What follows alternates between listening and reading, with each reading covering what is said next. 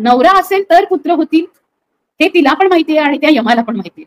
पण ज्या पुराण कथांमधून हे आलंय त्या पुराण कथांचा गाभा काय आहे? पुराण कथांचा गाभा असा आहे की स्त्रियांमुळे मुलं होतात असं नाहीये, विराट पुरुषामुळे संपूर्ण सृष्टी निर्माण झाली. सर्व साथींना जय भीम, जय ज्योती, जय सावित्री, जय फातिमा, गुलगुलान गुलजोहार, जय संविधान आणि सबरंगी सलाम. तर सर्वांना जिंदाबाद पुन्हा एकदा. आणि आज खरं तर मला वाटलं की 10 जूनला वटसावित्री झाली आणि लोक तरी सुद्धा वटसावित्रीची चर्चा सुरूच आहे. आणि या मधल्या काळामध्ये खूप महत्वाची घटना घडली की महात्मा फुलेंच्या वाड्यावर जो वड आहे, त्या वडावर अनेक आजूबाजूच्या बायका येतात आणि दरवेळेला पूजा करतात. तर यावेळेला सत्यशोधक स्त्रिया आणि पुन्हा स्त्रियांच्या चळवळीतल्या पण काही स्त्रिया अशा सर्वांनी मिळून तिथे खूप महत्वाची घटना घडली की तिथे जाऊन स्त्रियांशी बोलणं केलं. आणि वटसावित्री नाही तर सावित्रीबाई फुलेंच्या वाड्यामध्ये शिक्षणाचं ज्यांनी आपल्याला दारं उघडली, ज्ञानाची किवाड उघडली, ती सावित्री आपल्यासाठी किती महत्वाची आहे. म्हणजे वटसावित्रीची जी पुराण कथेमधली सावित्री आहे ती सावित्री हिने फक्त एका नवऱ्याचे प्राण वाचवले, पण ही अशी सावित्री आहे की जी नवऱ्याच्या सोबत आणि नवरा तिच्या सोबत अशा दोघांनीही सहजीवनाची एक अशी वाटचाल केली आहे की त्या वाटचालीमध्ये जेवढे असंख्य स्त्रिया होत्या, जी असंख्य पुरुष होते, ज्यांना ज्ञान नसल्याने त्यांना मृतवत अवस्था होती, ज्यांना गुलामगिरीत ठेवलं होतं, अशा सर्व लोकांना बाहेर काढलेल्या आणि आपल्याला ज्ञान दिलेल्या, आपल्याला ज्ञानाची दारं उघडलेले आणि त्याच्यानंतर ज्ञानाची सत्ता पूर्णपणे ज्या लोकांनी, म्हणजे ज्याला आपण यम म्हणू, ज्या यमामुळे आपल्याला मृत्यू आला होता तो यम म्हणजे ब्राह्मणवादी व्यवस्था, त्या ब्राह्मणवादी व्यवस्थेची टक्कर देऊन ही जी सावित्री उभी राहिलेली आहे त्या सावित्रीचं व्रत न घेता आताही या काळामध्ये वटसावित्रीचं व्रत कसं योग्य आहे असं सांगणाऱ्या पुरोगामी चळवळीतल्याही बायका आहेत. हे जेव्हा मला कळलं तेव्हा मला खूप मोठं, म्हणजे मला धक्क्यावर धक्के बसतातच आहेत. अजूनही पुरोगामी चळवळीमध्ये, स्त्रियांच्या चळवळीमध्ये कोणाकोणाला घुसवलंय आणि सर्वांचा सर्वंकष असं नाव घेत घेत सर्वंकष विकास असा मग त्या पुरुषांच्या तो वाच मधून किंवा सगळ्या पुरुषांना अशा पद्धतीने संघटित करून आम्ही बघा तुमच्यासाठी पण काम करतो म्हणत म्हणत मवाळ भूमिका घेऊन एक संपूर्णतः स्त्रियांच्या बद्दल जी क्रांतिकारक आणि स्त्रियांच्या बद्दल जी संपूर्ण समाजामध्ये बदल करणारी, परिवर्तन करणाऱ्या ज्या घटना घडल्या आहेत त्या महानायिकांच्या बद्दल न बोलता अशा पद्धतीच्या नायिकांना पुन्हा एकदा उजाळा देण्याचं काम करण्यात येत आहे. आता हे जे मासिक आहे मिळून साऱ्या जणी, या मिळून साऱ्या जणी मधल्या शारदा वाडेकरांबरोबर, प्रतिमा परदेशी बरोबर, तिथे पुढाकार घेतलेल्या अनेक जणी ज्या होत्या त्यांच्या बरोबर यांच्या मिळून साऱ्या जणी मधल्या 2-3 कार्यकर्त्या पण होत्या. मग त्या तिथे होत्या, त्यांनी वटसावित्रीच्या ऐवजी विद्यादात्री सावित्री करावी असं पण म्हटलं. आणि त्याच मिळून साऱ्या जणीचा एक व्हिडिओ आणि एक लेख त्याच्यामध्ये प्रकाशित होतो तो मंगला सामंतांचा. आणि त्या सावित्री जी आहे, वटसावित्रीवाली सावित्री, तिच्याबद्दलचं एक नवीनच आख्यान त्या देतात, जेणेकरून त्या सावित्रीची पूजा करणं किती यथार्थ आहे असं सांगतात. तर हा जो 2 दोऱ्यांवरचा खेळ यांनी सुरू केलाय, म्हणजे खरं तर त्या मासिकाची मी नियमित लेखिका आहे. माझेही लेख ते छापतात, म्हणजे त्यांचं म्हणणं असे की आम्ही सर्वांचं छापू. आता जर मध्यमवर्गीय लोकांपर्यंत पोहोचायचं असेल, त्या स्त्रियांपर्यंत पोहोचायचं असेल तर आपल्याला सर्वच याच्यातून जावं लागेल. आणि ह्या सगळ्या चळवळीच्या स्त्रिया त्या कधी ना कधी बदलतील, हे पुरुष चळवळीतले आपल्यासोबतचे कधी ना कधी बदलतील, अशा पद्धतीचा एक माझा समज राहिलाय. आणि समाज परिवर्तनामध्ये काम करणाऱ्या प्रत्येक कार्यकर्त्याला ही धारणा नाही ठेवली तर जगणं असं येऊन जाईल. कारण समाज मुंगीच्या गतीने अगदी हळूहळू हळूहळू अशा पद्धतीने बदलतो. त्या तुम्हाला हायवेच्या स्पीडने समाज बदलासाठी जाता येत नाही. ही गोष्ट जरी खरी असली तरी गेल्या संपूर्ण 19व्या शतकापासून ते आतापर्यंत जी 200 वर्ष झालेली आहेत, त्या 200 वर्षांमध्ये आपण कशाच्या विरोधात लढतो आहोत, आपण कुठल्या पितृसत्तेची टक्कर देतो आहोत. आपल्याला जर त्या पितृसत्तेची टक्कर द्यायची असेल तर या देशातल्या अनेक धर्मांध रूढी आणि परंपरा, व्रतवैकल्य, संस्कृती याच्याशी आपल्याला टक्कर द्यावी लागेल. हे समजणं सर्वात जास्त महत्वाचं आहे. आणि जर ते समजलं नाही तर मग आपण अशा सगळ्या भ्रम कथा आणि भ्रमिष्ट करणाऱ्या कथांना बळी पडतो. कधी कधी आता काही जण म्हणतील, म्हणजे महालक्ष्मी नावाचं जे व्रत आलं तिथे ज्येष्ठा आणि कनिष्ठा या दोघी बहिणी आहेत आणि तिथे त्या नवऱ्याला घेऊन त्या कधीच येत नाहीत, त्यांना मुलं आहेत. अशा सगळ्या याच्याबद्दल मी एक लेख लिहिला होता.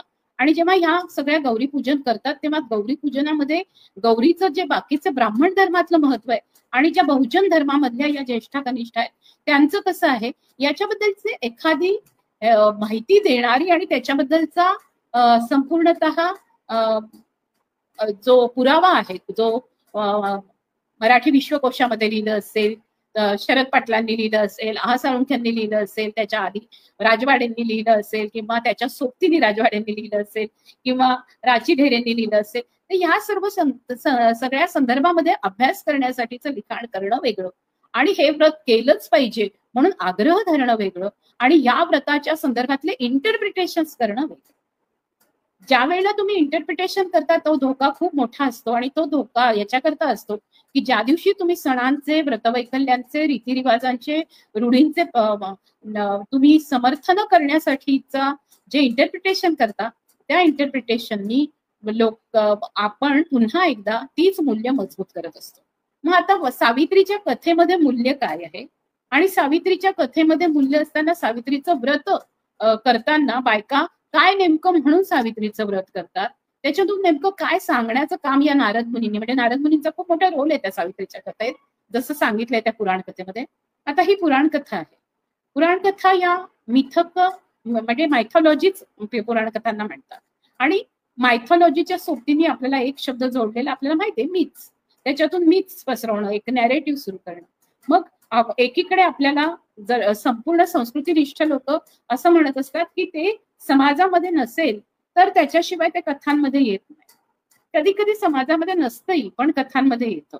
म्हणजे उदाहरणार्थ आपल्याला माहितीच नसतं की त्यावेळेला ज्या वेळेला फिल्म्स बनल्या त्यावेळेला पहिल्यांदा अशा पद्धतीने एक तयार करण्यात आला होता रोबो, आणि रोबो नंतर येईल हे नंतर झालं, पण रोबो नसताना फिल्म्स आलेल्या आहेत. तर माणसाच्या कल्पना आधी उडत असतात आणि त्या कल्पनांच्या आधारावर बरंचसं लिखाण होत असतं. अनेक गोष्टी, अनेक कलाकृती तयार होत असतात. अनेक कलाकृती तयार होत असताना मग त्याच्या म्हणजे त्यावेळेला पूर्ण समाज तसा आहे असं नसतं. म्हणजे आज कल्पना चावला आणि सुनीता विलियम्स या दोघी जणी गेल्या, त्याचा अर्थ अंतराळामध्ये गेल्यात आणि त्याचा अर्थ भारतीय समाजामध्ये स्त्रिया अंतराळामध्ये आणि अंतरिक्षामध्ये उडायला लागल्या होत्या असं होत नाही. त्याच काळामध्ये म्हणजे कल्पना चावला ज्या वेळेला स्पेसमध्ये गेली, म्हणजे ज्या वेळेला ती यानात बसली किंवा सुनीता विलियम्स बसली त्यावेळेला आपल्याकडचे लोक इतके अंधश्रद्धा आहेत की सुनीता विलियम्सच्या हातामध्ये म्हणे गणपतीची मूर्ती दिली आहे म्हणजे ती वाचून, म्हणजे तिथे तिचे काय हाल झाले, तिला कशा प्रकाराने तिथे ती राहिली त्या इतके दिवस स्पेसमध्ये, तिचे नेमके अनुभव काय, तिचं वैज्ञानिक सफर काय आहे, तिच्या संपूर्ण या तंत्रज्ञानाच्या आणि वैज्ञानाची दिशा काय आहे, तिने स्पेसमध्ये गेल्यावर कोणते शोध केले, याच्याबद्दलची वाच्यता न करता आपण ही वाच्यता करतो की सुनीता विलियम्स ती आली परत म्हणजे तिला गणपतीने वाचवलं. जर गणपती वाचवत असेल तर तुम्ही गणपतीलाच सांगा ना सगळे यानं तयार करायला, आपल्याला गरजच काय आहे. तशाच पद्धतीने कल्पना चावलाच्या बाबतीतही ती भारतीय आहे आणि भारतीय स्त्रिया आज संपूर्ण स्पेसमध्ये जायला लागल्या. भारतीय स्त्रिया स्पेसमध्ये जायला लागल्या याच्यासाठी कल्पनाने पुढाकार घेतला आणि कल्पनाने संपूर्णतः कल्पना चावलानी जी लढाई लढली, तिच्या आईनी जी लढाई लढली, त्याच्याकरता आपण कल्पना चावलाचं व्रत ठेवणार होत का की मग ती यानात बसली आणि मग कल्पना चावला तिथे मरण पावली पण तिने भारत देशाचं नाव अमर केलं, आजपासून आपण यानाची पूजा करू. ही अक्षरशः मूर्खात काढण्यासारखी गोष्ट आहे. त्या काळामध्ये कुठल्या म्हणजे त्या काळातून ही कथा आपल्यापर्यंत प्रसारित होत राहते, ती मौखिक याच्यातून पुढे पुढे सरकते आणि मुख्य म्हणजे व्रतांच्या माध्यमातून ती पुढे सरकते. आता या व्रताच्या संदर्भामध्ये ताराबाई शिंदे लिहितात. बरं, ताराबाई शिंदे 1882 मध्ये लिहितात, त्या सत्यशोधक समाजाच्या असतात. म्हणजे मी तर मानते की फुले आणि आंबेडकर, जर मला ही दृष्टी मिळाली नसती, फुलेवादी, आंबेडकरवादी, शाहूवादी, पेरियारवादी दृष्टी मिळाली नसती तर मी आज त्या मंगला सामंतांसारखीच राहिले असते. त्यांनी एक नवीनच शब्द पैदा केला, जो शब्द मी सगळीकडे शोधत होते. मुळामध्ये मातृप्रधान व्यवस्था आणि मातृ सत्ता या दोन गोष्टींबद्दल आपण नेहमी बोलतो. आता त्यांनी त्यांच्या त्या व्हिडिओमध्ये मातृकुळ नावाचा एक नवीन शब्द पैदा केला आणि त्याला आमच्याकडच्या पुरोगामी स्त्रिया पण म्हणतात की त्या एक उत्तम मानववंशशास्त्री होऊ शकतात. अरे तुम्ही स्वतः वाचलेलंच नाहीये, पुराण कथा तरी वाचा, बेसिक पुराण कथा वाचा. म्हणजे तिला तिला तुम्ही मातृकुळातली आहे हे कशाच्या आधारावर ठरवता बरं? मातृकुळ तरी कशाला म्हणतात ते? जर समजा ती मातृसत्तेमध्ये मधली असेल, ती जर मातृप्रधान समाजातली असेल, तर मग ती अश्वपती राजाची मुलगी कशी होऊ शकते? पुराणामध्ये अश्वपती राजाचा उल्लेख आहे. म्हणजे ती एका राजाची कन्या आहे आणि म्हणून म्हणजे राजा नावाची गोष्ट अस्तित्वात आली आहे. तिथे गणराण्या नाहीयेत, तिथे आता राजे तयार व्हायला लागलेत. म्हणजे पुरुष सत्ता आहे, पितृसत्ता, आणि तिचं कुळ मातृकुळ आहे हे कशाच्या आधारावर ठरवलं? मग सावित्रीची आई मातृसत्तेतली होती का मातृप्रधान मधली? याचे कुठलेही पुरावे मंगला सामंत आपल्या कथेमध्ये, आणि ती कथा ज्या पद्धतीने त्या सांगतात ती एका व्रताचीच कथा आहे. मुळामध्ये प्रश्न असा आहे की अशी कथा मंगला सामंत सारख्या मिळून साऱ्या जणी सारख्या स्वतःला पुरोगामी म्हणवणाऱ्या मासिकातून येणारी ही कथा आणि त्यांच्या वर्तुळामधल्या या लेखिका अशा पद्धतीने लोकांना धादांत भाकड कथा सांगत असतील आणि त्याला जर आपल्याकडच्या पुरोगामी काही स्त्रिया मानववंशीच्या शास्त्र दृष्टिकोनातून यांचं इंटरप्रिटेशन बघायला पाहिजे म्हणत असतील, तर मला वाटतं की आपल्याला अक्षरशः आपण कोणत्या काळात वावरतोय आणि जो दोष याच सगळ्या मिळून स्त्रिया ओबीसी स्त्रियांना, बहुजन स्त्रियांना देतात, तेव्हा माझ्या लक्षात असं येतं की उलट ओबीसी स्त्रियांमधली, बहुजन स्त्रियांमधली ताराबाई शिंदे 1882 मध्ये विचारते की अशा पद्धतीची व्रत करणाऱ्या या ज्या स्त्रिया आहेत, तसं एकतरी पती दिसतो का की जो म्हणजे बायको मेल्यावर तिला परत आणलाय त्यांनी? उलट बायकोला त्याच्या चितेवर टाकलं जातं.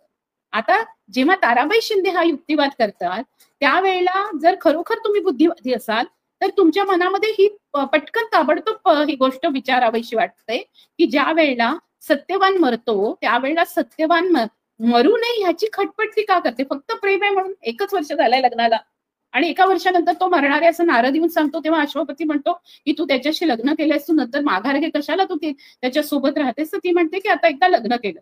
म्हणजे तिथून सुरुवात होते बघा कशी आहे की एकदा तुम्ही लग्न नावाचा धागा बांधलाय विवाहाचा, तर तो तुम्हाला तोडता येत नाही.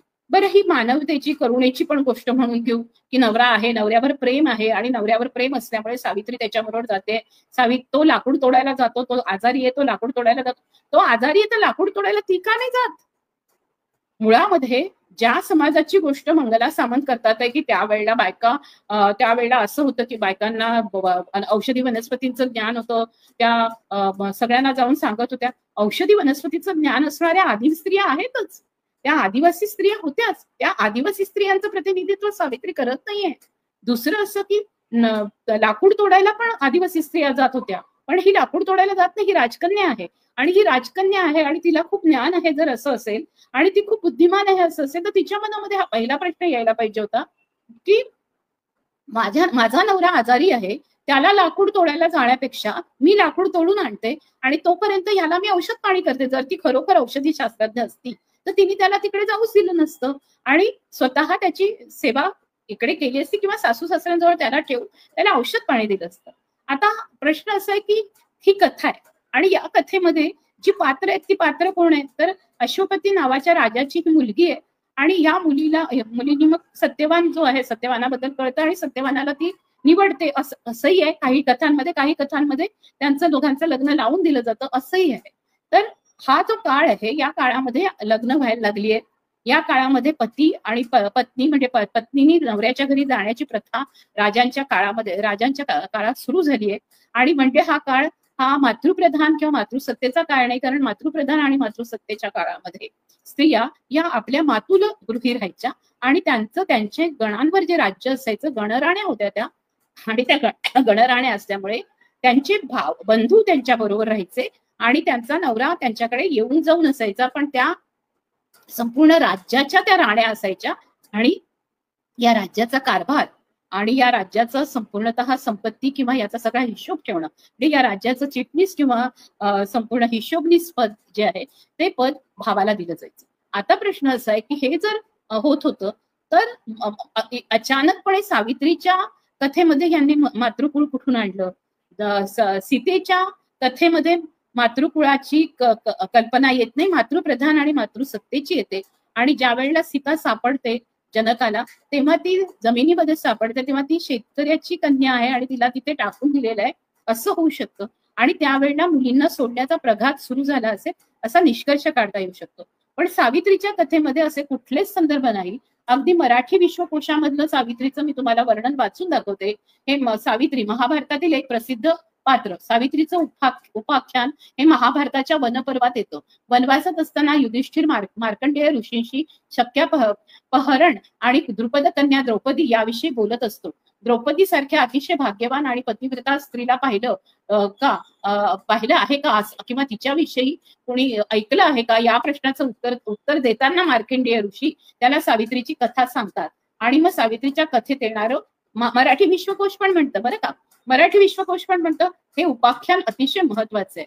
बरं, मराठी विश्वकोश म्हणतं तसंच बाकीच्याही सगळ्या, तुम्ही जर म्हटलं की ओबीसी हे ह्या व्रत करतात, या बहुजन बायका व्रत करतात, त्या सगळ्या वडाला फेऱ्या घालतात, तसं नाहीये. मी तुम्हाला महाराष्ट्र टाइम्स पासून आपल्या महानगर पासून ते सगळ्या वर्तमानपत्रांमध्ये वेगवेगळ्या, म्हणजे सावित्रीच्या दिवशी सावित्रीचं व्रत कसं करायचं अशा पद्धतीचे लेख आलेले आहेत. हे का घडतंय? महाराष्ट्र टाइम्स असेल, सकाळ असेल, लोकमत असेल, सगळीकडे सावित्रीच्या पूजेचं आणि सावित्री. बरं, हे कोण आहेत? जास्तीत जास्त संपादक पुरुष आहेत, स्त्रिया तर नाहीच आहेत जवळपास. मग हे व्रत का बरं सांगितलं जातं आणि या व्रताबद्दल लिहिलंच पाहिजे असा आग्रह संपादक का धरतात? हे जे व्रत असतात, हे व्रत वैकल्य असतात स्त्रियांची, त्यावेळेला मोठा पूर कशा गोष्टींना येतो. तो पूर येतो, मग पुन्हा गाडगिळांचे तुम्ही सोन्याचे घ्या, तुम्ही कोण कोण असं केतकर मोतीवाल्यांचं मोती घ्या, लागूबंधूंचे मोती घ्या, ह्या सगळ्या सोनारांच्या सोन्या चांदीच्या दुकानांच्या, वामनहरी पेठ्यांच्या अशा सगळ्या जाहिराती येतात. सगळ्या विविध प्रकारच्या खणाचोळीच्या साड्यांपासून आपली जुनी परंपरा कशी म्हणून मग सगळ्या नथींपासून विविध प्रकारच्या दागिन्यांचा व्यापार येतो.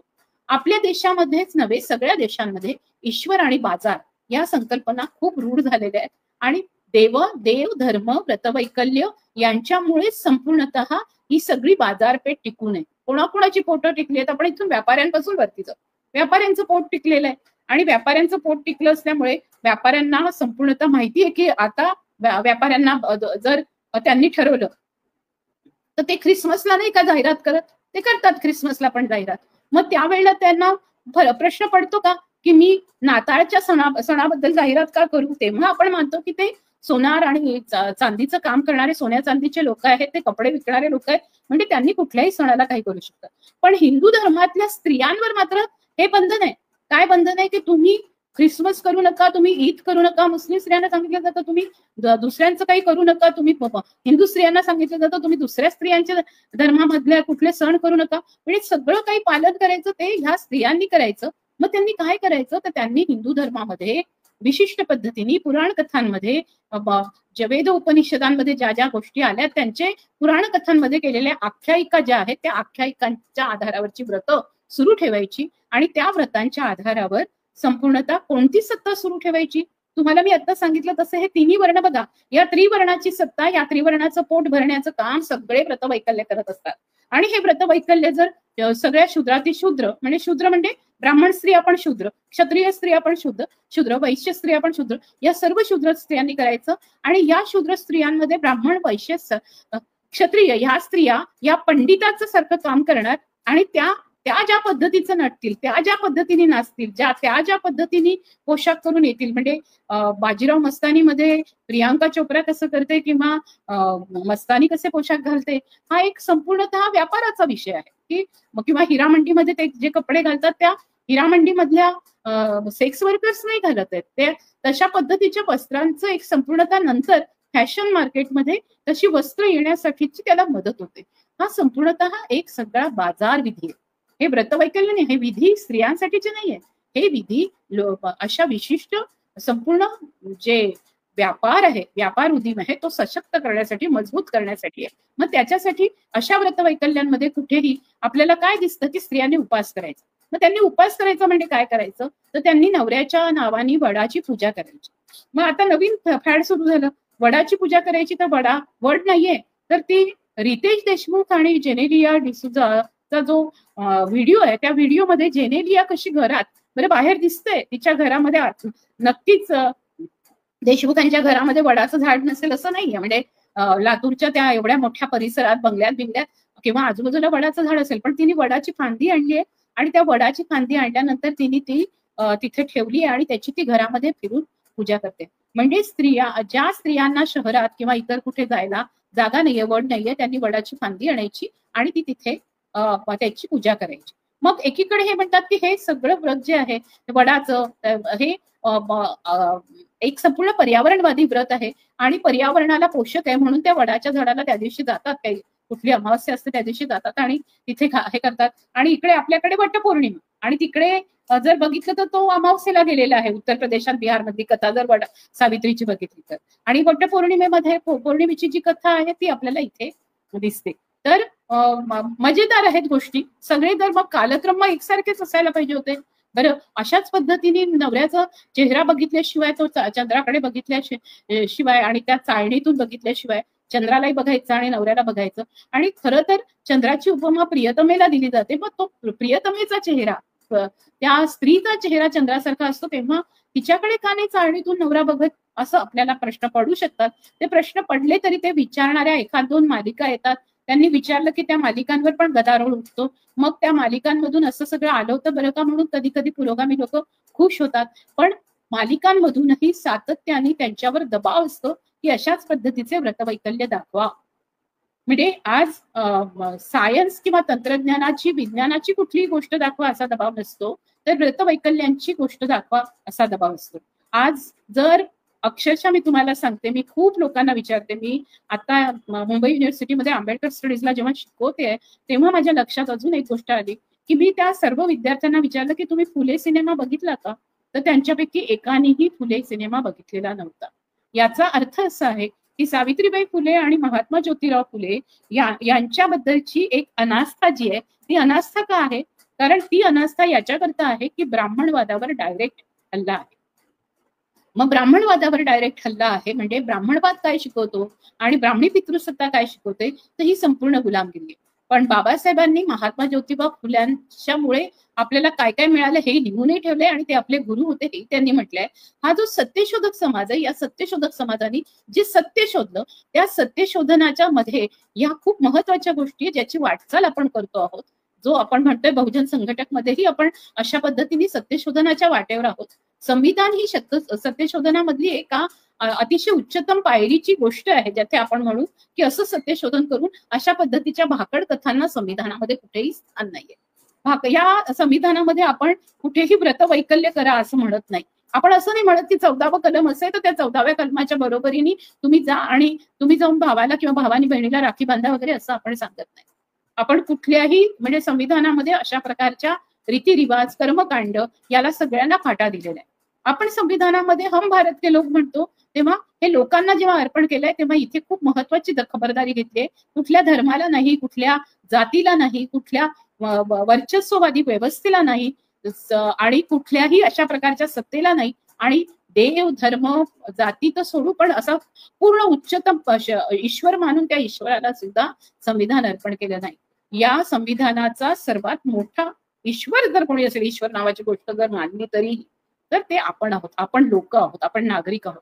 मग जेव्हा आपण अशा काळामध्ये जगतोय जिथे नागरिकांना स्वातंत्र्य, समता, समानता आणि धर्मनिरपेक्षता आणि या बंधुता नावाच्या गोष्टीवर मी मुद्दाम पुन्हा इथे येते, मैत्री नावाची गोष्ट असेल तर ती मैत्री करण्याचा अधिकार जर स्त्रियांना मिळाला तर एकाच नवऱ्याच्यासाठी दिवस म्हणजे तो गेला म्हणून झुरायचं, त्या सती जायचं. आज स्त्रियांना अशा प्रकारचे मित्र मिळू शकतात, वैचारिक असू शकते, शारीरिक असू शकते. आज स्त्रियांचं संपूर्ण जग बदललंय. म्हणजे एकीकडे जेव्हा हे व्रत का बरं जोरात आलं असेल, हे व्रत याच्याकरता जोरात आलं की जेव्हा अशी सावित्री जन्माला येते की जी सावित्री स्त्रियांना लेखणी देते, ती एक संपूर्णतः फळा देते, अक्षर गिरवायला शिकवते, अक्षर वाचायला शिकवते. आणि तुम्ही जिथे जो नवरा आयतं खातो आणि तिला मारत सुटतो किंवा अशा याला माणूस म्हणायचं का असा प्रश्न जेव्हा ती सावित्री विचारते, म्हणजे ती खरं तर केशवसुतांच्या खूप आधी नव्या मनूची मी नवी शिपाई आहे असं म्हणणारी खरं तर सावित्री आहे. आणि ही सावित्री खरं तर कौतुक, खरं तर मग सावित्रीबाई फुलेंचं व्रत करायला पाहिजे. जर व्रत करायचंच असेल तर सावित्रीबाई फुलेंचं व्रत करायचं. मग प्रश्न असा आहे की मग ते व्रत आपण कुठे करायचं? महात्मा फुले वाड्यात करायचं की प्लेगची छावणी येऊ द्यायची? कोरोनाच्या छावणी, कोरोना आलं त्यावेळेला खरं तर आपण सावित्रीबाईंचं व्रत करायला पाहिजे होतं.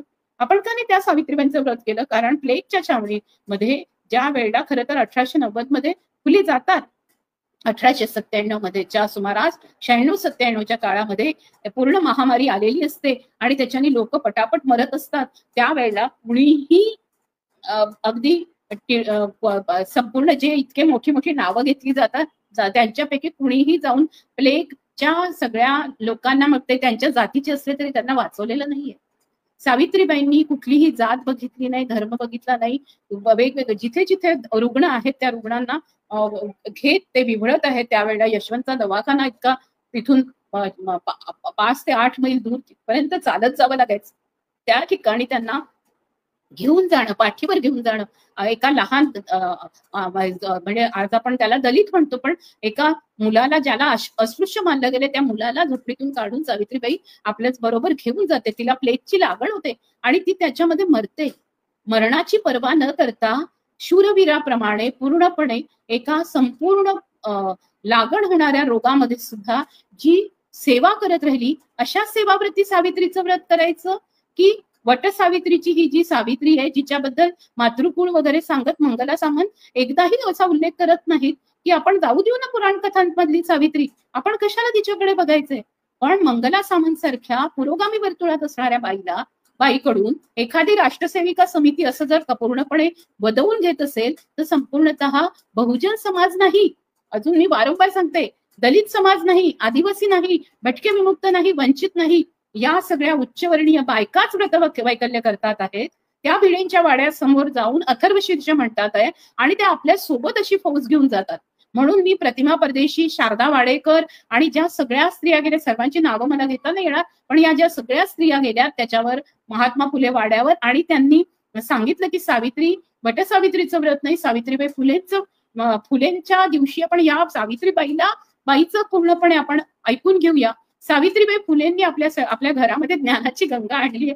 तर आपल्याला जर खरं व्रत करायचं असेल तर आपण शिक्षणाचं व्रत करूया, आपण शिकूया, आपण विद्यादात्री सावित्रीच्या संदर्भामध्ये लोकांमध्ये जागृती करूया.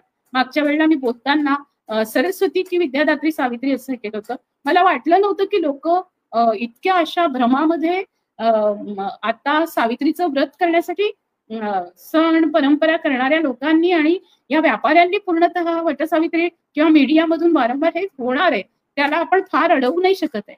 पण पुरोगामी वर्तुळामधल्या स्वतःला वरिष्ठ बनवणाऱ्या, ज्यांनी संशोधन कुठलंही केलं नाही, ज्यांनी वाचलेलंच नाहीये की ही कथा खरोखर पुराण कथेमध्ये कुठे येते, जर ती मातृकुळ नावाची संकल्पनाही नाहीये पूर्ण सगळा, जर आपण इतिहास बघितला तर कुठेच मातृकुल असं म्हटलेलं नाहीये. मातृप्रधान आहे, मातृसत्ता आहे, पण मातृकुळ अशी संकल्पना नाहीये. ही जी नवीन पद्धती आलेली आहे की मग मातृकुळ कोणाला म्हणायचं, कदाचित याच्यातून ते पुन्हा आपल्या बापाची आई आणि मग आईचे वडील, मग वडिलांच्या आईची, असे पण कदाचित संपूर्ण एक वेगळ्याच प्रकारची मातृकुळ आणतील आणि मग हे कुळकर्णी जे कुळ शोधत निघाले हे आपल्याला पुन्हा एकदा वेगवेगळ्या कथा सांगतील आणि आपल्याला पुन्हा वेगळ्या मार्गाला लावतील. हे बहुजन समाजातल्या लोकांनी घेतलं पाहिजे. बहुजन समाज अंधश्रद्धा म्हणतात, पण बहुजन समाज अंधश्रद्धा असण्यापेक्षा बहुजन समाज हा सत्यशोधकी वाटेने जाण्यापेक्षा ब्राह्मण जे सांगतील ते खरं मानतो आणि त्याचा फायदा घेतला जातो.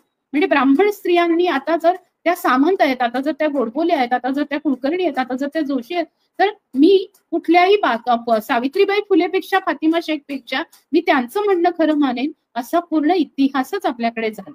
म्हणून मी नेहमी दरवेळेला म्हणते की 1848 सालापासून 1909 पर्यंत जर या देशामध्ये सगळीकडे बहुजन स्त्रिया मोठ्या प्रमाणावर यायला लागल्या होत्या, म्हणजे ज्या वेगवेगळ्या जातीतल्या स्त्रिया, जसं सावित्री स्वतः माळी जातीत जन्माला आल्या होत्या आणि सावित्रीबाईंनी ब्राह्मण जातीतल्या स्त्रियांनाही शिकवलं, मुस्लिम स्त्रियांनाही शिकवलं. मुस्लिम धर्मातल्या फातिमा शेखनी सुद्धा, म्हणजे त्यांचा व्यवसाय सुद्धा शेती होता, या धर्मातल्या फातिमा शेखनी इतर सगळ्या हिंदू धर्मातल्या वेगवेगळ्या जातीच्या स्त्रियांना शिकवलं. एवढंच नव्हे तर सिंथिया फरार ही स्वतः ख्रिस्ती मिशनरी होती. आणि जेवढ्या स्त्रिया शिकल्या म्हणजे हिंदू स्त्रिया, आणि त्या शिकल्यानंतर जेव्हा त्यांना धर्मामधले असे सगळे बेबनाव दिसले आणि संस्कृतीने आपल्यावर लादलेली बंधनं दिसली, तेव्हा उच्च जातीच्या स्त्रियांवर असणाऱ्या बंधनांबद्दल पंडिता रमाबाई लिहितात. त्या पंडिता रमाबाई या सावित्रीबाई फुलेंपेक्षा म्हणजे सावित्रीबाई फुले आणि महात्मा ज्योतिबा फुले यांनी काढलेली जी शाळा आहे ती 1848 साली काढलेली आहे आणि 1853 मध्ये पंडिता रमाबाईंचा जन्म आहे. म्हणजे तोपर्यंत त्यांनी पाळण्यात डोळे सुद्धा उघडलेले नव्हते. ही जी सत्यशोधक विचारांची लागण ताराबाई शिंदेना 1882 मध्ये झाली, तशी पंडिता रमाबाईंना सत्यशोधक विचारांची लागण झाली नव्हती. पण त्यांनी त्या कलकत्त्याला गेल्यानंतर त्या ज्या ग्रुपच्या संपर्कात आल्या, ब्राह्मो समाज, आर्य समाजाच्या लोकांच्या संपर्कात आल्या, विशेषतः ब्राह्मो समाजाच्या, आणि मग त्यांनी बिपिन बिहारी मेधावींशी लग्न केल्यानंतर आणि त्या संपूर्ण त्या एका आंग्ल विद्या विभूषित लोकांच्या बरोबर राहिल्यानंतर त्यांना असं वाटलं की ह्या संपूर्ण ब्राह्मण आधारित हिंदू धर्माच्या जी मुळं आहेत त्याच्या मी विरोधात आहे, आणि म्हणून त्यांनी ख्रिस्ती धर्माचा हे घेतलं, धर्मांतर केलं, ख्रिस्ती धर्मामध्ये प्रवेश केला. आणि जेव्हा ख्रिस्ती धर्माचा स्वीकार केला तेव्हा पंडिता रमाबाईंवर या पुण्यातल्या लोकांनी ज्या पद्धतीने नाठाळपणे सगळ्या आरोप केले, त्या पंडिता रमाबाईंचं आज हे लोक गोडवा गात असतील की यांनी मुक्ती सदन सुरू केलं, यांनी शारदा सदन सुरू केलं, पण यांच्या इतिहासामध्ये विधवा बायकांचा जो घरामध्ये छळ होत होता आणि घरामधलेच दीर, सासरे, त्यांचे जे कोणी तिथले पुरुष असतील, काका मामा, यांनी त्या कोवळ्या स्त्रियांशी, कोवळ्या वयातल्या स्त्रिया ज्यांचा नवरा मरून गेलेला आहे, ज्या सती तर गेल्या नाहीयेत पण घरामध्ये लाल आलवण नेसून आहेत, त्यांना एका कोपऱ्यात ठेवलेलं आहे. हे पुरुष जाऊन त्यांचा उपभोग घेत होते आणि म्हणून त्यांना मूल राहत होतं. अशा वेळेला ते मूल अनैतिक आहे की नैतिक आहे, लैंगिकता अनैतिक की नैतिक, लिंग म्हणजे लोकांना स्वतःला शरीर धर्माची इच्छा होणं आणि आपल्याला संपूर्णतः कुठल्या पुरुषाबद्दलचं वाटणं हे सुद्धा जेव्हा वर्ज्य होतं, त्यावेळेला विधवा विवाह म्हणजे पुरुषाबद्दल वाटणं, पुरुषाने तिच्याशी विवाह करणं म्हणजे तिच्या देहकर्माला म्हणजे तिच्या संपूर्णतः लैंगिक इच्छेला हे देणं म्हणजे स्थान देणं असा त्याचा अर्थ आहे. कारण आपल्याकडे विवाहाशिवाय त्या लैंगिक इच्छेला स्थान मानलं जात नाही. ह्या गोष्टीचा आपण विचार केला पाहिजे की जिथे सावित्रीनी तिचा नवरा मेल्यानंतर जर तिच्या काळामध्ये ही प्रथा असती की नवरा मेल्यानंतर तुला दुसरं लग्न करता येत आहे, तुला सन्मानाने राहता येत आहे, तुला मुलं पैदा करता येतात आहेत, तुला काही फरक पडणार नाही, तुला 100 मुलं हवे असेल तर तू दुसरं लग्न कर आणि तू 100 मुलं होऊ देऊ शकते, तुझ्या सासू सासऱ्यांकडेच तू लग्नानंतर राहिलं पाहिजे असं नाही. सावित्रीच्या काळामध्ये मातृप्रधान आणि मातृसत्ता व्यवस्था नष्ट झालेली दिसते, कारण ती आपल्या अंध आणि आजारी सासू सासऱ्यांची सेवा पण करते, एकीकडे ती सत्यवानाबरोबर जाते आणि तिला भीती वाटते की तिला पुन्हा जर परत जावं लागलं तर माहेरी तिला काही स्थान नाहीये. म्हणजे गणराज्यातल्या राण्यांचं महत्वच कमी होऊन गेलेलं आहे आणि आता संपूर्णतः अशी पितृसत्ता आली आहे की तिथे सावित्री किती पतिव्रता आहे आणि सावित्री किती सासू सासऱ्यांना संपूर्ण स्थान देत त्यांची किती सेवा करते. म्हणजे बघा, ती सत्य ती यमाला काय वर मागते, तर यमाला पहिला वर मागते की माझ्या सासू सासऱ्यांना दृष्टी प्राप्त हो आणि त्यांचं आरोग्य नीट राहो असा वर मागते, आणि आमच्या घरामध्ये सुखशांती नांदो असा काहीतरी दुसरा वर मागते, आणि तिसरा वर ती मागते की मला ती जाते यमाच्या पाठीमागे जाते. यम म्हणतो तू कशासाठी माझ्या पाठीमागे येते, तर तू तर माझ्या चालीनी पण चालू शकत नाही. तर ती म्हणते की माझ्या मनामध्ये खूप इच्छा आहे की माझ्या नवऱ्याला परत आणावं,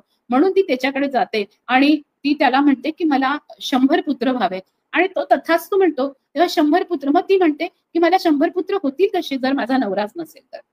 आता मजेदार गोष्ट अशी आहे की नवरा असेल तर पुत्र होतील ते तिला पण माहितीये आणि त्या यमाला पण माहितीये, पण ज्या पुराण कथांमधून हे आलंय त्या पुराण कथांचा गाभा काय आहे? पुराण कथांचा गाभा असा आहे की स्त्रियांमुळे मुलं होतात असं नाहीये, विराट पुरुषामुळे संपूर्ण सृष्टी निर्माण झाली. म्हणजे लक्षात घेण्यासारखं आहे, खूपच महत्वाची गोष्ट आहे. तुम्ही स्वतः पण बघा की ह्या सगळ्या अंधश्रद्धा आणि खरोखर विज्ञान आधारित कथा आहे, खरोखर प्रकृती निसर्ग जसा आहे तशा कथा आहेत या नाहीयेत. आणि सावित्रीला माहितीये की आपल्याला मूल तेव्हाच होईल जेव्हा आपल्याला नवरा असेल, पण नवरा मेल्यानंतर आपल्याला लग्न करता येईल आणि आपल्याला जर मूल होण्याची इच्छा असेल किंवा त्याच्यासोबत राहण्याची इच्छा असेल दुसऱ्या, ते मात्र आपल्या धर्मात मान्य नाही. म्हणून सावित्रीला अशी तिन्ही वर मागावे लागतात. हे किती किती दुःखाची गोष्ट आहे. ही तिच्या पारतंत्र्याची गोष्ट आहे. आणि म्हणून जर बघितलं तर या पारतंत्र्याच्या गोष्टीच्या संदर्भामध्ये आपण मुळामध्ये खरं तर खल केला पाहिजे. ही सावित्रीची गोष्ट मुळात स्वातंत्र्याची गोष्टच नाही. आणि मुळामध्ये सावित्रीचं व्रत जर करायचंच असेल तर अनेक लोकांनी लिहून ठेवलंय. पूर्वी ज्या वेळेला मी लहान होते तेव्हा मी पण म्हणायची की मग नवरा का नाही करत हे व्रत. माझीच तुम्हाला एखादी एक गोष्ट सांगायची आहे की आमच्याकडे असं नाहीये सगळी हरतालिका आणि वटसावित्री जी आहे ती फक्त विवाहित आणि सवाष्ण स्त्रियांनी केली पाहिजे असं सवाष्ण स्त्रिया करतात असं आहे. सवाष्ण म्हणजे नवरा जिवंत असणाऱ्या. विधवा स्त्रियांना करण्याचे हे नाही. हरतालिका आणि वटसावित्री विधवा स्त्रिया नाही करू शकत. कारण विधवा स्त्रिया मेलेल्या नवऱ्याला परत आणू शकत नाही. उलट खरं तर विधवा स्त्रियांनी करायला पाहिजे. म्हणजे मग त्यांना पुन्हा जर आपल्याला कोणाबरोबर राहावंसं वाटतंय, आपल्याला पण लैंगिक इच्छा आहेत असं जर त्यांना वाटलं तर त्यांच्या लैंगिकतेचा सन्मान या कुठल्याही पुराणकथा धर्मकथांमध्ये नाहीये. म्हणजे अशा या संस्कृतीमध्येच नाहीये. मग तिला मात्र ते व्यभिचारी ठरवतील असं संपूर्ण मनुस्मृतीपासून सगळ्या पुराणकथांमध्ये आहे. म्हणजे त्या स्त्रीचा पाय घसरला असंच म्हटलं जाईल. पण इंद्राचा पाय घसरला तरी इंद्र मात्र सर्वश्रेष्ठ देव ठरतो. ब्रह्माच्या तर मुखातूनच हे पैदा होतात. म्हणजे विचार करण्यासारखी गोष्ट आहे की ब्रह्म नावाची जी कल्पना केली आहे त्या पुरुषाची ती काय असेल. आणि जर स्त्रियांच्या संदर्भामध्ये कल्पना केली आणि स्त्रियांची योनी जर पापाला जन्म देत असेल तर हे जे सगळे पुरुष आहेत हे पुरुष जेवढे जन्माला आलेले आहेत स्त्रिया सगळे योनी जे आहेत ते स्त्रियांच्या योनीतूनच निर्माण झालेले. मग ते सगळे पाप आहेत असं म्हणायचं का. तर त्यांना पाप न म्हणता मुलगी मात्र झाली तर तिला पाप म्हणायचं आणि पुरुषाला मात्र पाप म्हणायचं नाही. अशा ज्या सगळ्या पुराणकथा आहे या पुराणकथांना त्याज्य करून आपण सगळा विचार करायला पाहिजे. तर मला हा प्रश्न पडायचा आमच्या वेळामध्ये मी लहान होते 7वी मध्ये होते आणि जबलपूरला मी आत्याकडे जायचे. तेव्हा जेव्हा उन्हाळ्याची सुट्टी असायची आणि ती सुट्टी संपत येता वटसावित्रीचं व्रत असायचं. आणि ते झाल्यानंतर म्हणजे सुट्ट्या संपत आल्यानंतर येत असायच्या पण खूप उन्हाळा असायचा. जबलपूर नागपूरमध्ये म्हणजे प्रचंड उन्हाळा आणि त्या उन्हाळ्यामध्येही वटसावित्रीची पूजा यायची बाबा. आणि माझी आत्या त्या वडाला फेऱ्या मारण्यासाठी जायची तर मलाही आपली ओढत बरं पायामध्ये कधी चपला असायच्या कधी नसायच्या आणि ती ओढत घेऊन जायची आणि त्या वडाला फेऱ्या मारण्यासाठी तिच्याबरोबर असलेल्या त्या आंब्यांकडे आणि तिच्याजवळ असलेला काय जे काही असेल प्रसाद वगैरे त्याच्याकडे माझं लक्ष असायचं. पण मला जावं लागायचं कारण घरामध्ये एकटीला सोडून कुठे ठेवणार असं तिच्या मनात असायचं. आपला भाऊ आणि बहिणी राहते तिकडे नागपूरला तिला आपल्याला घेऊनच गेलं पाहिजे. बाकीची सगळे भावंड म्हणायची आम्ही नाही तिला सांभाळणार. कारण मी जरा उपद्व्यापी होते. मी खूप पुस्तकं वाचत बसायची. मी घरातली कामं कमी करायची त्या काळात. मला घरातली कामं करता येत नाही असं कोणाला वाटेल कारण फेमिनिस्टांवर तो शिक्का असतो. पण ती सगळी कामं आटोपली तरी माझ्याजवळ भरपूर वेळ असायचा. आत्याबरोबर आपण गेलो पाहिजे असंही असायचं. आणि खूप दूर होतं वडाचं झाड. तिथे सगळ्या जणी जमायच्या. मग तिथे ते एवढ्या डोक्यातून आलेलं पाणी गरम होऊन जायचं ते त्याच्यावर टाकायचं आणि हे सगळं चाललं होतं. मग मी 7वीत होते आणि मी तेव्हा पहिल्यांदा 6वी पर्यंत मुलींच्या शाळेत होते. 7वी मध्ये मी को एज्युकेशन मध्ये आले. मुलगे पण माझ्या वर्गात होते आणि त्यावेळेला मला वाटलं की आपण जर लग्न केलं तर आपला नवरा कसा असेल. कारण सगळेजण त्याच्याच बद्दल बोलत होते. तर तिथे एक सगळ्यांनी मिळून बोलवलेला ब्राह्मण तिथे पूजा सांगत होता. तो वटसावित्री बद्दल बोलत होता की सावित्रीने कसं आणि म्हणून 7 जन्म हा नवरा मिळालाच पाहिजे. मी एक फेरी मारली तेव्हा मला वाटलं की माझ्या वर्गातला हा मुलगा खूप हुशार आहे. हा डॉक्टर होणार आहे. हाच मला आवडतो. मी दुसरी फेरी मारली म्हटलं नाही हा मुलगा क्रिकेटमध्ये खूप हुशार आहे. आणि त्यावेळेला अगदी म्हणजे त्याचं व्यक्तित्व असं होतं की मला असं वाटत होतं की तो सुनील गावस्करच आहे. म्हणून त्याच्यासारखा नवरा असावा असं मला वाटतं. तिसऱ्यांदा वाटलं नाही तसं नाही. आपल्याला कसं हवं की कविता करणारं असं छान साहित्यातला असा नवरा पाहिजे. मग मला तिसरा तसा वाटला. पण चौथा मला असं वाटलं की नाही आपल्या घराजवळच राहतो. इतकं छान सायकल चालवतो. आपल्याला खूप मदत करतो. मग हा पण बरं आहे असं. त्याच वेळेला जर माझ्या मनामध्ये वडाला फेऱ्या मारताना त्या 7 फेऱ्या होत्या का 4 फेऱ्या मला आठवत नाही 4 मुलांची नावं येऊन गेली होती. आणि मला त्यावेळेला लग्न काय आणि हे सगळं फार काही कळतच नव्हतं. पण नवरा नावाची गोष्ट डोक्यामध्ये भरवली जाते.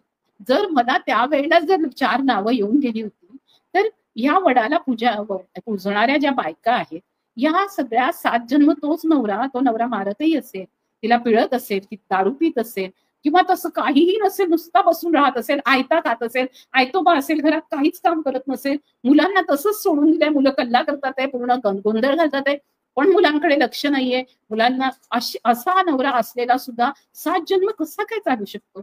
बरं, एकाच माणसाबरोबर राहून राहून राहून राहून कंटाळा नाही येत का? आपल्याला सगळ्यांनाच येतो. आपण आई वडिलांपासून दूर पळून आपण 18व्या वर्ष कधी होतं असं बघून आपण धडाधड आपले निर्णय कधी घेतो असं बघतो. आपण स्वतंत्र जीवन जगण्याचा विचार करतो. आता इथे मी आपण म्हणजे फक्त स्त्रिया नाही म्हणत आहे, सगळे स्त्री पुरुष सगळे म्हणजे अगदी ट्रान्सजेंडर सगळ्यांना स्वतंत्र जगावं असं वाटतं. सगळ्यांना स्वतंत्र मनोवृत्ती आहे, स्वतःची स्पेस असावी असं वाटतं.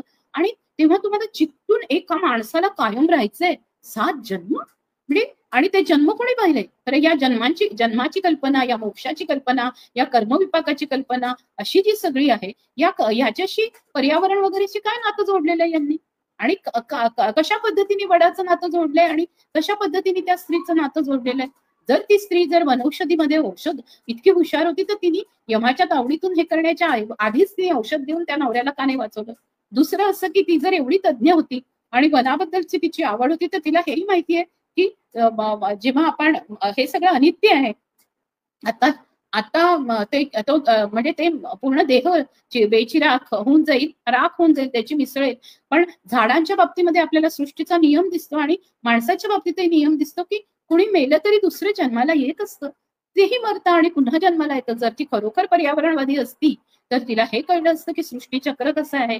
आणि त्याच्यामुळे आपण बघतो की आदिवासींमध्ये मृत्यू आणि जन्म हे दोन्ही गोष्टी सहजपणे स्वीकारण्याची एकेकाळी खूप मोठी शहाणी होती, जी शहरांनी जी संपूर्णतः ज्या प्रदूषण झालं, ज्या पद्धतीचे विकासाचे आपल्याकडे मोठे प्रकल्प आले आणि ज्या पद्धतीने आपण शिक्षणाची पण एक सगळी वाट लावली की आपण शिक्षण सुद्धा एका विशिष्ट पद्धतीने पुन्हा एकदा एका ब्राह्मणवादी जातीसत्तेच्या आधाराने त्यालाच शिक्षण म्हणायला लागलो, जे लाकूड तोडायचं आणि यज्ञामध्ये ते घालायचं, पूर्ण गायीचं आणि याचं सगळ्यांचं दोहन करायचं आणि एवढं तूप यज्ञात ओतायचं, अशा प्रकारच्याच संपूर्ण अवतीभोवतीच्या वास्तवाशी जोडून टाकण्यात आलं.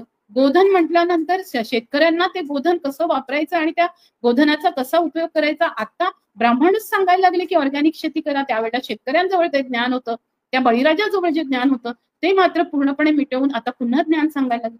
ही जी सगळी हे जे चक्र आहे, हे दुष्ट चक्र आहे. हे दुष्ट चक्र माणसाने निर्माण केलेलं आहे. हे कुठलंही ईश्वर निर्मित चक्र नाहीये. आणि धर्म सुद्धा हे पुरुषांनी निर्माण केलेले आहे. एकाही स्त्रीने धर्म स्थापना केलेली नाही. आणि व्रतवैकल्याची वाहक आणि त्या धर्म आणि संस्कृतीची वाहक मात्र स्त्रीला ठेवलेलं आहे. त्याच्यामुळे एक लक्षात घेण्यासारखी गोष्ट आहे की आपल्याला धर्म आणि संस्कृतीच्या वाहक व्हायचं आहे. धर्म नावाची गोष्ट मी पुढच्या वेळेला बोलणार आहे, तेव्हा मी तुमच्याशी बोलेन की धर्म नावाची गोष्ट वेगळी आहे, संस्कृती नावाची गोष्ट वेगळी आहे आणि रूढी आणि रीतिरिवाज नावाची गोष्ट वेगळी आहे. आपण ज्या संपूर्ण भागामध्ये राहतो, म्हणजे आता समजा मी तमिळनाडूत राहत असेल तर तमिळ भाषाच माझी प्रमुख भाषा होती. मी महाराष्ट्रात राहते तर मराठी भाषा माझी, म्हणजे भाषा आणि संस्कृतीचं खूप नातं आहे. मग त्या मराठी भाषा बोलणाऱ्या त्या प्रांतामध्ये ज्या ज्या गोष्टी असतील, ज्या वनस्पती असतील, जे खाद्यपदार्थ असतील, ज्या पद्धतीच्या तिथे पाणी किती मिळतंय, पाण्याच्या आधारावर असेल की भरपूर मुबलक पाणी असेल तर तिथे 2दा आंघोळी करत असतील लोक, पण जिथे बिलकुल पाणी नाही तिथे 3 दिवसांनी आंघोळ करत असतील. अशा सगळ्या ज्या गोष्टी आहेत या कल्चर आहे तिथलं, हे ती संस्कृती बनते. आणि ह्या संस्कृतीच्या आधारे ज्या काही गोष्टी ठरतात त्या संस्कृतीची ती एकजिनसी संस्कृती नाहीये, ती विविध जिनसी आहे. ती संपूर्णपणे कुठेही मोनोलिथिक प्रकार नाहीये. त्याच्यामुळे ही जी बहुविधता आहे, ही बहुविधता पाळणाऱ्या ह्या ज्या संस्कृती आहेत त्या एकमेकांवर आक्रमण करतात, एकमेकांच्या जीवनाचा भाग होतो. म्हणजे उदाहरणार्थ कुंकू आणि मंगळसूत्र लावणं वगैरे हा जो भाग आहे हा आपल्याकडे रूढी रीतिरिवाज यांच्याशी जोडलेला आहे. पण तुम्ही बघितलं तर बांगलादेश मधल्या स्त्रिया सुद्धा तस्लिमा नसरीन असेल किंवा तुम्ही बघा कितीतरी बंगाली लेखिका, इव्हन परवीन सुलताना ज्या गायिका आहेत त्या मोठं कुंकू लावतात.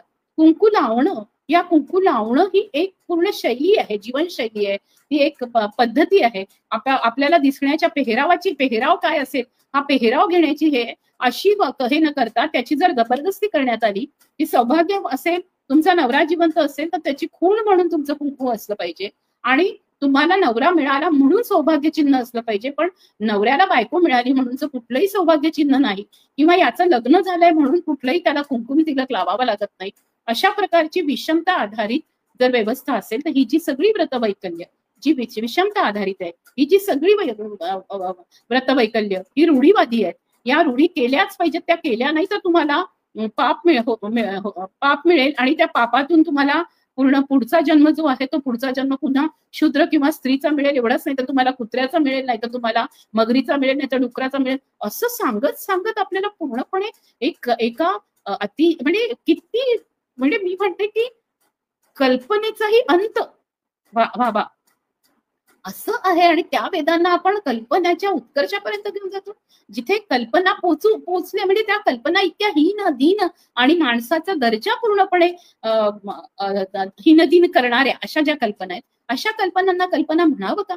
आणि त्यांना त्या खरंच उत्कर्षाला नेणाऱ्या आहेत की माणसाची अवनती करणाऱ्या आहेत? त्याच्यामुळे अवनती करणाऱ्या आणि उन्नती करणाऱ्या अशा दोन गोष्टींमध्ये माणसाचा उन्नती, उत्कर्ष आणि मानवीयतेचा उत्कर्ष आणि उन्नती होण्याचा जो काळ आहे, तो काळ येण्यासाठी आपल्याला फार वेगळ्या प्रकारचं काम करावं लागेल. आणि मला वाटतं आतापर्यंत झालेली जी अवनती होती 19व्या शतकापर्यंत, ज्याच्यामध्ये स्त्रियांच्या हातून सगळी सूत्र काढून घेतली गेली हळूहळू करता करता, त्या सगळ्या गोष्टींना एका अचानक अंधाराच्या संपूर्ण सगळीकडून अंधाराची लाट आलेली असताना जेव्हा एक ज्ञानाची खिडकी उघडली आणि कवडसे आले आणि त्या कवडस्यांमधून नंतर कळलं की ज्ञान किती मोठं आहे, ज्ञानाचा सागर किती मोठा आहे, ज्ञानाचा अवकाश किती मोठा आहे. म्हणजे अंतराळात सुनीता विल्यम्स गेली, त्याच्यानंतर त्याच्याही पुढे स्पेस आहे असं तिला कळलं. आणि त्या स्पेसच्या पुढेही काय आहे याच्याबद्दलचा अजून आपल्याला त्याच्याबद्दल माहिती कळलेली नाही. अशा अशा म्हणजे पूर्णपणे आपण जे बघू की भौतिक आणि इहवादी व्यवस्थेमध्ये ज्या ज्या गोष्टी आपल्या समोर आहेत आणि त्याच्या पुढे जाऊन आपल्याला करायचंय, त्या सगळ्यांचा शोध फक्त कल्पनेतून नाही तर त्याच्या प्रयोगातून करणं, त्याच्याबद्दलची माहिती काढणं, त्याच्याबद्दलचं विज्ञान समजून घेणं, त्या विज्ञानापर्यंत त्या विज्ञानातली रहस्य समजून घेण्यासाठी तंत्रज्ञानाचा तसा विकास करणं, अशा पद्धतीची आपली कुठलीही मार्गक्रमणा नाहीये. तर आपण पुन्हा एकदा पाठीमागे जातोय आणि आपल्याला पाठीमागे जायला कोण सांगताय? मी तुम्हाला दादांत सगळ्यांना सांगते की आता तुम्ही हे बोलणं बंद करा की बहुजन समाज अंधश्रद्धा पसरवतोय. पूर्णपणे ह्या सगळ्या ज्या स्त्रिया पुरोगामी वर्तुळात पण व्रतवैकल्य करा आणि त्याच्याकरताची एक वेगळी मांडणी करायला लागलेल्या आहेत आणि मांडणी करत त्याला एक वलय द्यायला लागले की हे कसं पर्यावरणवादी आहे आणि हे सगळं आपण थोतांड बाजूला ठेवलं पाहिजे. ही पूर्ण धर्मांधता आहे, ही पूर्ण अंधश्रद्धा आहे. आजच्या माझ्या भाषणानंतर माझ्या स्त्रियांच्या चळवळीमधल्या मैत्रिणी पण माझ्यावर चिडणार आहेत, मला माहितीये. पण मला तुम्हाला सर्वांना सांगितलं पाहिजे की हे म्हणणं खूप सोपं आहे की बाकीच्या अंधश्रद्धा आहेत, पण दारूच्या बद्दलची तीच कथा आहे, तीच व्यथा आहे की दारूचे ठेकेदार आणि दारू निर्माण करणारे लोक, एवढी मोठी माफिया गँग तिथे बसलेली असते, त्यांची दुकानं असतात, त्या दुकानांना हात नाही घालायचा आणि दारू पिणाऱ्यांना मात्र म्हणत राहायचं की तो दारू पितो, तो समाज दारुडा आहे आणि त्यांच्यावर काम करत राहायचं आणि दारू विकणारे, दारू निर्माण करणाऱ्यांवर काम करायचं नाही. त्याच्यामुळे दारूबंदी कधीच सक्सेस झालेली नाहीये. दारूबंदी तेव्हाच सक्सेस होईल जेव्हा ती दारू निर्मिती बंद होईल. तशीच ही जी व्रतवैकल्यांची, रूढीची, या सगळ्या पूर्ण गुलामगिरीची निर्मिती करणाऱ्या या ज्या सगळ्या कथा आहेत त्या सगळ्या बासनात बांधून आपण, जसं बाबासाहेबांनी मनुस्मृती प्रतिकात्मक जाळली तशी आपण हे सगळं बासनात बांधून पूर्णपणे टाकून देऊया. या सगळ्या व्रतवैकल्यांच्या या सगळ्या कथांना बाजूला टाकूया. आता आपल्याजवळ खूप सुंदर गोष्टी आहेत, खूप छान आहे. तुम्हाला रमायची असेल, त्या मागच्या गोष्टींमध्ये जायचं असेल तर तुम्ही असं समजा की तुम्ही एखादी कथा वाचतात आणि त्या कथेला आपण सोडून देतो पूर्ण. म्हणजे आपण स्पिलबर्गचा सिनेमा बघतो, नंतर आपण सोडून देतो. मला तुम्हाला हा प्रश्न विचारायचा आहे की तुम्ही रामायण महाभारताची सिरियल पाहिली, तुम्हाला त्याच्यातली सगळी पात्र आठवतात का? तुमच्या घरामध्ये हे ग्रंथ आहेत का?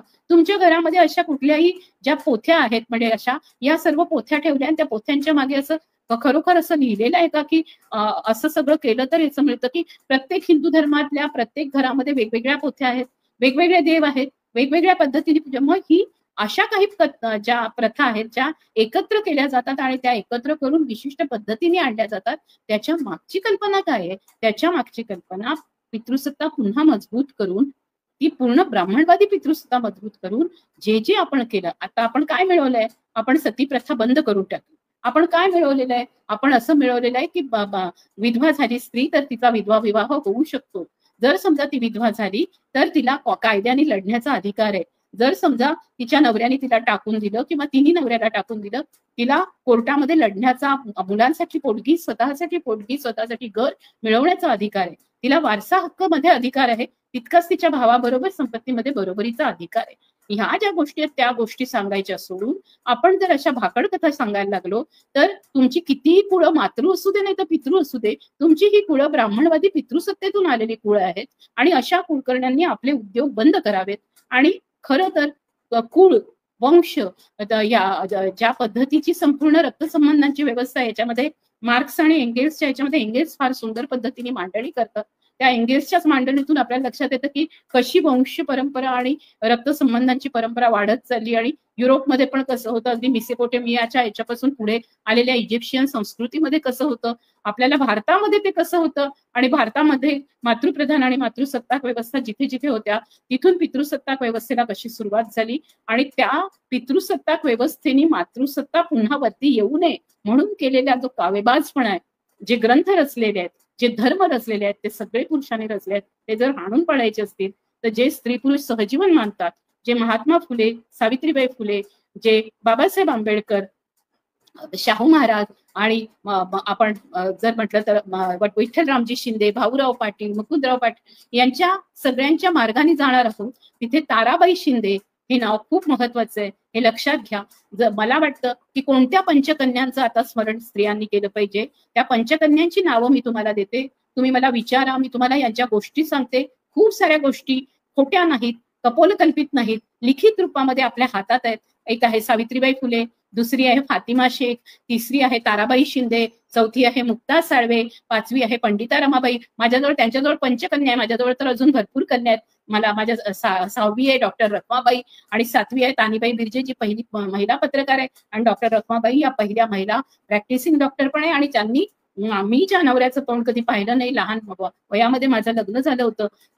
आता मला जेव्हा मी डॉक्टर व्हायला लागले तेव्हा तो हा माणूस कोणीतरी उपटला आणि तो मला सांगायला लागलाय की मी तुझा नवरा आहे आणि मी तुला घेऊन जायला आलोय आहे. तर रेस्टिट्यूशन ऑफ कॉन्ज्युगल राईट्स म्हणजे माझ्या सहमतीशिवाय मी तिथे जाणार नाही. त्याच्यामुळे विवाह झाला की बायकोनी नवऱ्याकडे गेलंच पाहिजे, याला विरोध करणारी रखमाबाई हिचं व्रत करू ना आपण. जर करायचंच असेल तर अशा या समर्थवान बायकांचं व्रत करू ना. या अविवाहित राहिलेली फातिमा शेख, ताराबाई शिंदे नवऱ्याने सोडलं म्हणून रडत बसली नाही, घोड्यावर रपेट करत बापा आपल्या वडिलांबरोबर पोस्टमनचं काम करत सगळीकडे फिरत होती, गावातली शेती बघत होती आणि असे सुंदर निबंधही लिहिणारी अशी पहिली निबंधकार आहे.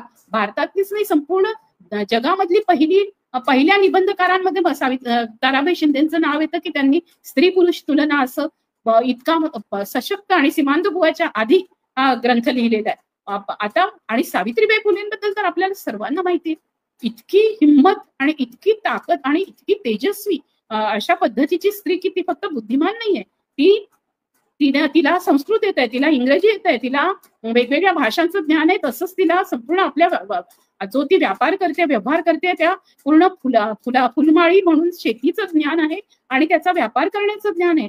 याच्याशिवाय ती आपल्या शाळेचा जो व्यवहार बघते, त्या शाळेचे सगळे हिशोब तपासते, त्यात सगळे शाळेचा संपूर्ण कागदपत्र दस्तावेज ठेवण्याचं ते पूर्ण भान आहे.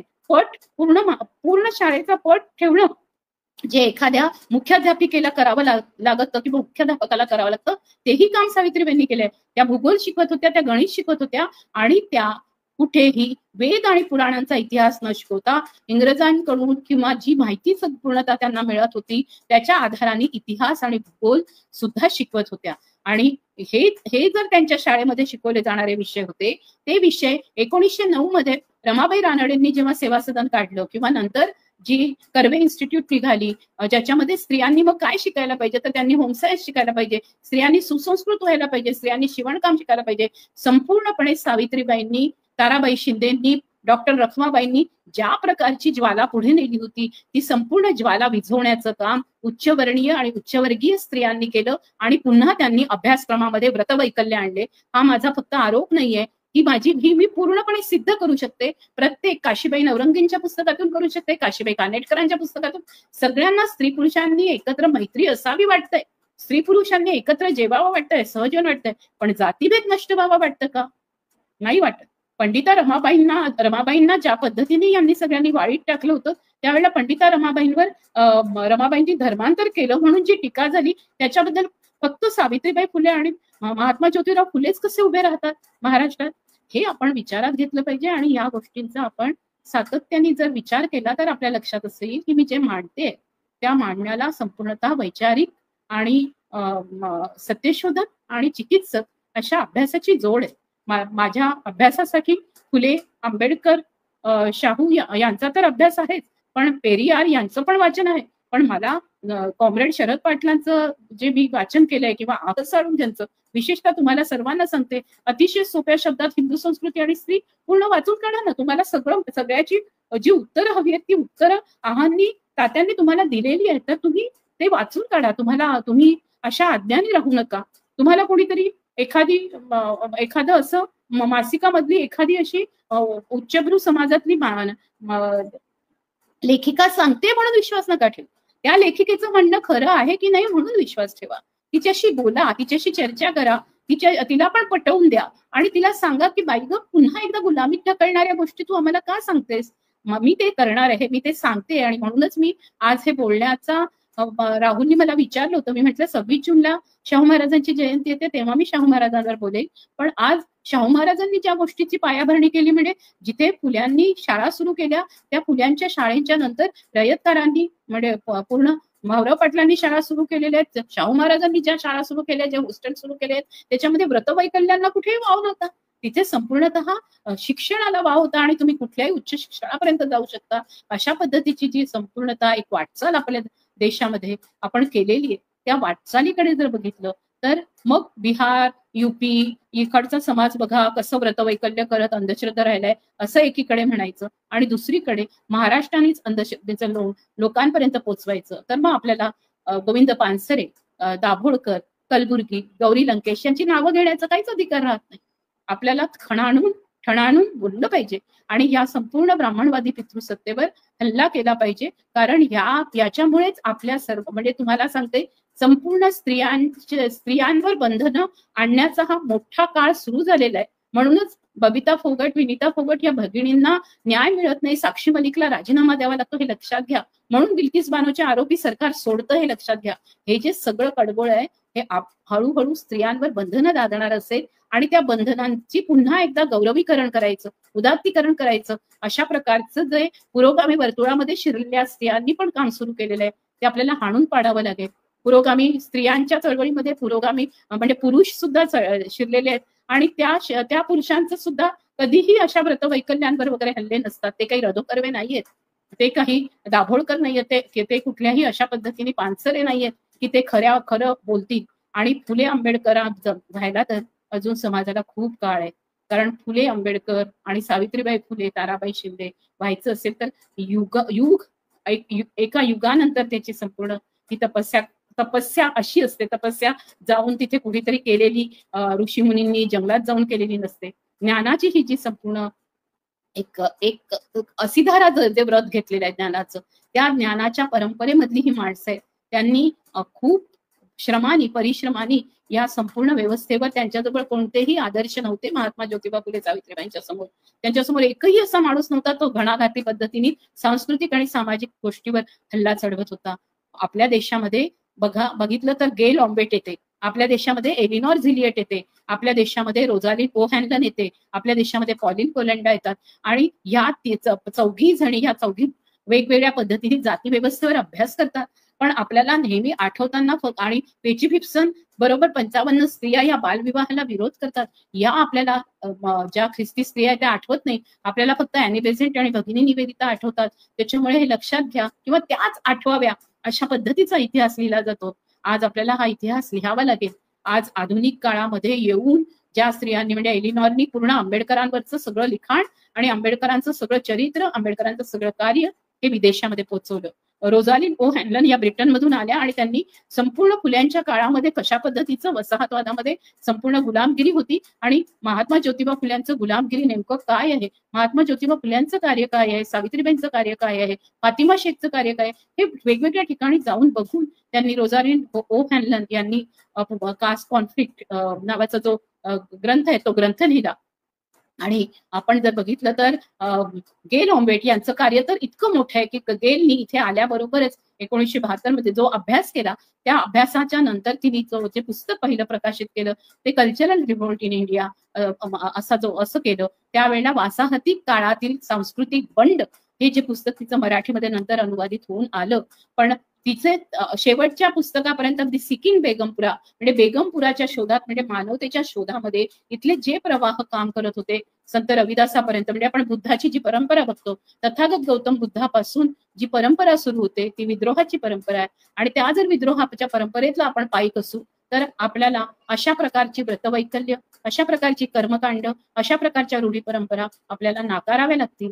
आपल्याला सत्यशोध घ्यावा लागेल आणि आपल्याला वारंवार सांगावं लागेल. मी तुम्हाला सांगते, हे सगळं करताना मी अनेक गोष्टी वाचलेल्या आहेत, हे वाचनाच्या जोरावर आहेत. पण मंगला सामंतांनी मला हे दाखवून द्यावं की मातृकुळ हा शब्द कुठून घेतला, त्यांनी सावित्रीला कसं काय ठरवलं. म्हणजे सरस्वतीच्या संदर्भामध्ये स्वतः वेदांमध्ये लिहिलेलं आहे की ती आणि अश्विनी कुमार हे दोघही जण ह्याचा रस काढायचे पाल्यांचा आणि सोमरस सुद्धा तयार करण्यामध्ये सरस्वतीचा भाग होता, असं सामवेदाचा अभ्यास करताना मला दिसलेलं आहे. पण सावित्रीच्या कथेमध्ये त्यांना नेमकं कुठे आणि कधी आणि कसं आढळलं आणि त्यांनी तिला कशी काय मातृकुळातली मुलगी म्हणून ठरवलं आणि त्यावेळेला असं होतं आणि त्यावेळेला असं स्त्रियांना धन्वंतरी म्हटलं जात होतं, हे कुठे लिहिलेलं आहे आणि सावित्रीला धन्वंतरी म्हटलं गेलेलं आहे असं कोणत्या पुस्तकात लिहिलंय हे मला त्यांनी निश्चितपणे सांगावं. तर मग आपण त्याच्यावर पण पुन्हा चर्चा करू की खरंच कुठे लिहिलेलं आहे, धन्वंतरी तिला म्हटलं गेलेलं आहे का. आणि तसं नसेल तर मग मंगला सामंतांनी आपलं हे जी व्हिडिओ काढलेला आहे तो व्हिडिओ पण मागे घ्यावा आणि अशा प्रकारे ज्या पद्धतीने लिहिलेला आहे तो लेख सुद्धा मागे घ्यावा आणि व्रतवैकल्यांच्या नादी न लागता खरोखर आजच्या आधुनिक काळामध्ये आपली मुलं अमेरिकेला पाठवायची, आपल्या मुलांना वैज्ञानिक गोष्टी शिकवायच्या आणि मात्र बाकीच्या सर्व समाजाला ती कशी हे होती म्हणून तिच्या वाटेवर सावित्रीच्या वाटेवर जायला सांगायचं. जेव्हा की वैज्ञानिक आणि चिकित्सक आणि विद्याव्रती आणि ज्ञानदात्री आणि या देशामध्ये क्रांतीचा सूर्य पेलणारी अतिशय दैदिप्यमान, जिला मी म्हणते की जिच्यामध्ये सगळंच आहे, म्हणजे तिच्यामध्ये फ्लॉरेन्स नायटिंगेल आहे, तिच्यामध्ये मलाला आहे, तिच्यामध्ये मदर टेरेसा आहे आणि तिच्यामध्ये त्याच्याशिवाय पुढे जाऊन सावित्रीबाई फुले आहे, जी सावित्रीबाई फुले पूर्ण जगामध्ये अशा पद्धतीने झालेली नाही की जिनी संपूर्ण समाजाला, स्वतःलाच नाही शिक्षण घेतलं, स्वतःच्या फक्त समाजासाठी नाही लढली आणि मूल नसलेली, म्हणजे आपल्याकडे पण अनेक देवदेवता ज्या काही आहेत ना त्यांना पण बघितलं तर लक्षात असं येईल की मुलं प्राप्त होणारी जी पण आहे तिला मूल नसेल अशी पण देवी आहे, पण आपल्याकडे त्याच्याकडे लक्ष देण्यात आलेलं नाही. मग या देवींना का मारण्यात आलं, त्यांना मूल का नाही होऊ दिलं, होत नव्हतं तर त्यांना देवीचं स्थान मिळण्यासाठी त्यांनी काय केलं असेल. अशा सगळ्या पुराणकथा मनोरंजक आहेत, त्या रंजक कथा म्हणून आपण त्या वाचू शकतो, त्या रंजक कथा म्हणून त्याच्यावर आपण उभाप करू शकतो. पण लक्षात घ्या की जिला मूल नाही ती असंख्य एवढ्या मोठ्या समाजाची आई झाली. आज तिला आपण सावित्री माई म्हणतो, सावित्री आई म्हणतो. अशा पद्धतीने मातृत्वाच्या सगळ्या कक्षा एखाद्या योनी आणि गर्भाशयाच्या पलीकडे घेऊन जाणारी अशी दैदिप्यमान सावित्री, तिच्याबद्दल तिच्या वाटेवर आपण नाही चालायचं आणि आपण मला जर पुढे वैधव्य आलं तर मग मी माझ्या सत्यवानाशिवाय राहू कशी, मला चितेवर तर जावं लागणार नाही ना, आणि मग मला मारून टाकलं, मला जर पुत्र नसेल तर या समाजामध्ये मला जिवंत ठेवतील का, अशा विचारांनी बिचारी वैफल्यग्रस्त झालेली जी सावित्री आहे त्या सावित्रीच्या नावाने वडाला दोरे गुंडाळायचे का हे बघावं. आणि म्हणून पुढच्या वर्षी महात्मा फुले वाड्यावर वटसावित्रीची नाही तर 1 जानेवारीला शाळा उघडणारी आणि 3 जानेवारीला जिचा वाढदिवस आहे, म्हणजे जिची जयंती आहे, अशा सावित्रीचा उत्सव करायला आपण सगळ्या जणी जमूया, एवढं मी सांगते आणि इथे थांबते. मला राहुल खांडेकर यांनी बोलण्याची संधी दिली आणि आज बहुजन संघटक मधला हा जरा थोडा माझा आवाज चढलेला अशा प्रकारचं माझं हे भाषण असलं तरी मला आतून खूप सात्विक दृष्ट्या मला एक फार खंत वाटत होती, फार सात्विक संताप ज्याला म्हणतोय, खंत वाटते की आपण इतकं शिकल्यानंतर आपण कोणते चष्मे लोकांना देतोय, कोणती नजर देतोय, कोणता दृष्टिकोन देतोय आणि त्या दृष्टिकोनामध्ये जर आपल्या स्वातंत्र्याचे नारे नसतील आणि पुन्हा गुलामीची नांदी असेल तर आपण सर्वांनी तपासून पाहायला पाहिजे की आपण योग्य वाटेवर आहोत, आपण स्वातंत्र्याच्या वाटेवर आहोत. आज जे मिळवलं मग आपल्याला आपण स्त्री मुक्ती म्हणायचं की आपल्याला फक्त स्त्रियांच्या अशा पद्धतीने पुन्हा एकदा सेविका समित्या करायच्या आहेत, याच्याकडे आपण लक्ष देऊया. मला इथे बोलवलं म्हणून पुन्हा एकदा आभार मानते. जय भीम, जय ज्योती, जय सावित्री, जय फातिमा, उलगुलाल गुल जोहार, जय संविधान आणि सबरंगी सलाम. जिंदाबाद.